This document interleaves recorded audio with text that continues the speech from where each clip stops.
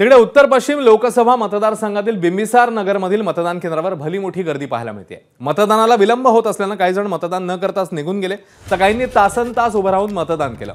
निवडणूक आयोगाच्या ढिसाळ नियोजनाचा आम्हाला फटका बसतोय अशी टीका मतदारांनी केली आहे। आणि याच संदर्भात या संतप्त मतदारांशी संवाद साधला सुशांत सावंत यांनी।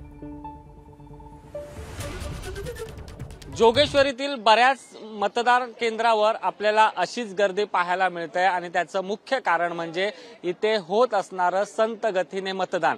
मी आता बिंबिसार नगर येथील या मतदान केंद्रावर आहे आणि या ठिकाणी जर आपण बघितलं असाल तर भल्या मोठ्या रांगा ज्या आहेत ते लागलेल्या आहेत आणि कोणतीही व्यवस्था निवडणूक आयोगाकडून करण्यात आली नसल्यानं लोकांमध्ये एक संतोष देखील आहे। आपल्यासोबत काही इथे मतदार आहेत, त्यांच्याशी आपण बोलणार आहोत।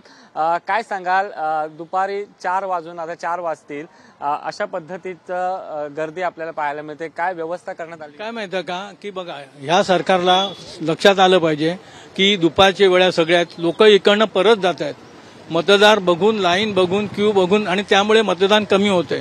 सरकारची जर अशी इच्छा असेल की मतदान जास्त हवं आणि अशा तऱ्हेने निवडणूक आयोगाचं काय म्हणणं आहे की 1 मिनिटात 3 मतं व्हायला पाहिजे, मतदान केलं पाहिजे, पण 1 मिनिटात 1 किंवा 1 पण होत नाही, 5-5 मिनिटं लागतात एका मतदाराला। अशा तऱ्हेने केलं तर अशा तऱ्हेने ही लोकशाहीची थट्टा लावली आहे।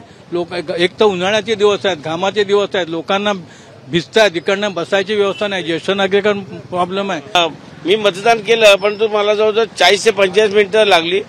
महिला आणि जेंट्स जरी वेगवेगळे असले तर लाईन जास्त आहे, प्रमाणात आहे, आणि जास्त प्रमाणात लाईन असून कर्मचारी तेवढे फास्ट मतदान करत नाही, त्याच्यामुळे या गर्मीमध्ये आम्हाला खूप त्रास होत आहे। ही गर्दी आहे या मतदान केंद्रावर झालेली आहे। कुठेतरी निवडणूक आयोगाकडून एक योग्य नियोजन न केल्यामुळे त्याचा फटका महिलांना बसतोय। मतदान केलं? हो केलं। आमच्या इथे वेळ नाही लागला, पण तरी वेळ लागतोय थोडा। काही मतदार आहेत, मतदान केलं? हो, मतदान केलं आणि मारीला घेऊन त्यांना मतदान केलं। 1-1.5 तास लागला, 1-1.5 तास। आणि मी सिनियर सिटीजन असून सुद्धा मी लाईन मधून राहूनच मी मतदान केलं। आपण जर बघितलं असाल तर काही लोकांचं मतदान लवकर झालंय, मात्र काही लोकांना तेच मतदान करायला 1 ते 1.5 तास लागला। त्यामुळे कुठेतरी निवडणूक आयोगाने जे नियोजन केलंय त्याचा फटका मतदारांना बसला। एबीपी माझा, उघडा डोळे बघा नीट।